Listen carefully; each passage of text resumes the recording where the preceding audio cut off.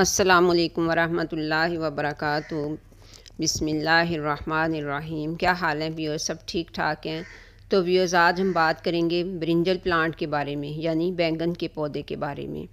तो आज मैं आपको अपने ये कुछ प्लांट्स हैं जो हमने लगा रखे हैं ज़मीन के अंदर, तो इनको मैं आपको ये जो फ्रूटिंग पे आ चुके हैं तो मैं आपको ये दिखा रही हूँ। तो साथ ही मैं आपको इसके बारे में जो कुछ इन्फॉर्मेशन हैं वो भी मैं बताती जा रही हूँ। तो आप देखिए कि ये जो प्लांट हैं इनको सीड से ग्रो किया था मार्च के एंड में, और डायरेक्ट ज़मीन में ही ग्रो किया था। कोई इसकी पनीरी वगैरह नहीं बनाई थी, जबकि इसकी पनीरी भी लगाई जाती है और बाद में ट्रांसप्लांट कर लिया जाता है, लेकिन हमने इसको डायरेक्ट ज़मीन में ही लगाया है। तो अगर आप गमले में इसको लगाना चाहें तो फिर आप आप इसको गमले में लगा सकते हैं और बड़े गमले में लगा सकते हैं। यानी अगर आप गमले में लगाना चाहते हैं तो बड़ा गमला लें, या कोई बड़ा ग्रो बैग लें, या कोई वो बड़ा क्रेट ले लें, तो उसमें ये बड़ी इजीली ग्रो हो जाते हैं और फ्रूटिंग भी करते हैं। तो मिट्टी जो है, लेकिन इसकी जब आप किसी गमले वगैरह में लगाते हैं किसी पॉट में, तो फिर मिट्टी उसकी वेल ड्रेन होनी चाहिए। ओवर वाटरिंग से प्लांट जो हैं ये मर भी जाते हैं। ज़मीन की तो खैर बात ही अलग होती है ना, कि ज़मीन में तो कमी बेशी जो है वो ज़मीन सारी पूरी कर देती है। तो लेकिन गमलों में हमें इसका ध्यान रखना पड़ता है। जब आप इसकी मिट्टी बनाएं पॉट में लगाते वक्त, तो आप उसमें गोबर खाद, कोकोपीट और कंपोस्ट वगैरह ये सब मिट्टी में शामिल करके तो फिर मिट्टी बनाएं। जबकि हमने जब ये मिट्टी इसको ज़मीन में ग्रो किया था तो उस वक़्त ज़मीन को मिट्टी में सिर्फ गोबर खाद ही शामिल की थी, और कुछ भी हमने इसमें शामिल नहीं कर रखा है। तो व्यूअर्स, इसको फुल सनलाइट चाहिए होती है। अगर आप इसे शेड में या कम धूप वाली जगह पर लगाएंगे तो इसकी ग्रोथ तो अच्छी होगी, लेकिन फ्रूटिंग ना होने के बराबर होगी, जबकि फुल सन में ये अच्छी फ्रूटिंग भी करता है।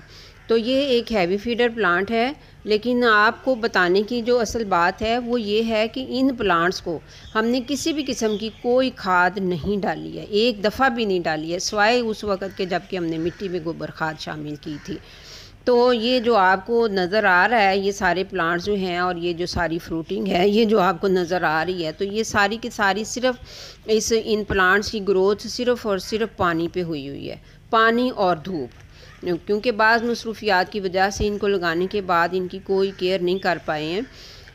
तो आप इसको साल में 2 मरतबा सीड से ग्रो कर सकते हैं, मार्च अप्रैल और अक्टूबर नवंबर में। लेकिन मार्च अप्रैल में जो ग्रो किए होते हैं वो इस वक्त आपको फ्रूटिंग अच्छी दे देते हैं, और इन प्लांट की फिर कोई ख़ास केयर नहीं आपको करनी पड़ती है। लेकिन अक्टूबर नवंबर में लगाने के बाद आपको इसकी केयर खूब अच्छे तरीके से करनी पड़ती है, क्योंकि आगे दिसंबर जनवरी में जो सख्त सर्दी पड़ती है तो उसमें फिर कोहरे की वजह से बहुत सारे प्लांट मर भी जाते हैं। तो मैंने आपको जो असल बात जो थी बताने की वो ये थी कि ये बग़ैर किसी फर्टिलाइज़र के ये इस वक्त फ्रूटिंग पे आ रहे हैं। तो अगर हम इसको अच्छी फ्रूटिंग भी देते, वो फर्टिलाइज़र देते, तो फिर ये अच्छी फ्रूटिंग पे आते, और ज़्यादा फ्रूटिंग जो है वो इस पे और ज़्यादा अच्छी होती। गो के इन यहाँ पे कुछ प्लांट पहले जो बैंगन आए थे वो उतार भी लिए गए हैं, लेकिन अभी इसके बावजूद भी इनको कोई फर्टिलाइज़र नहीं दिया गया है। अगर प्रॉपर फर्टिलाइज़र देते तो इसकी फ्रूटिंग फिर बहुत ही ज़्यादा होती। तो देखिए कि अगर आपने पॉट्स वगैरह में ग्रो करना है तो फिर आपको फर्टिलाइज़र देना पड़ेगा, क्योंकि ज़मीन से तो ये ज़मीन में लगाए गए जो प्लांट्स होते हैं उनसे तो वो तो ज़मीन से सारी अपनी खुराक ले लेते हैं, लेकिन पॉट्स में लगाए गए जो प्लांट्स हैं उनके लिए आपको जो है फर्टिलाइज़र देना ज़रूरी हो जाएगा। तो वो आप जब ख़ास तौर पे जब ये फ्रूटिंग पे आएँ तो उस वक्त तो ज़रूर आप हर 15-20 दिन के बाद इनको खाद शामिल करें, तो फिर आपकी जो प्लांट हैं वो अच्छी फ्रूटिंग पे आएंगे।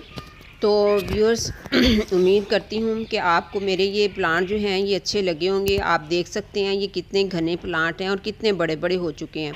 इनकी हाइट जो है ये तकरीबन 4.5-5 फीट तक हो चुकी है, और अभी तक इनके ऊपर ये वाइट फ्लावर्स जो आपको नज़र आ रहे हैं, तो ये फ्लावरिंग अभी तक हो रही है, मज़ीद हो रही है, और ये इंशाअल्लाह ताला आगे जाके तो फिर ये फ्लावर्स जो हैं ये फ्रूटिंग पे आएंगे। तो व्यूअर्स, उम्मीद करती हूँ आपको अच्छे लगे होंगे, आपको भी शौक़ आया होगा। तो मैं नेक्स्ट वीडियो तक के लिए आपसे इजाज़त चाहती हूँ। अल्लाह हाफिज़।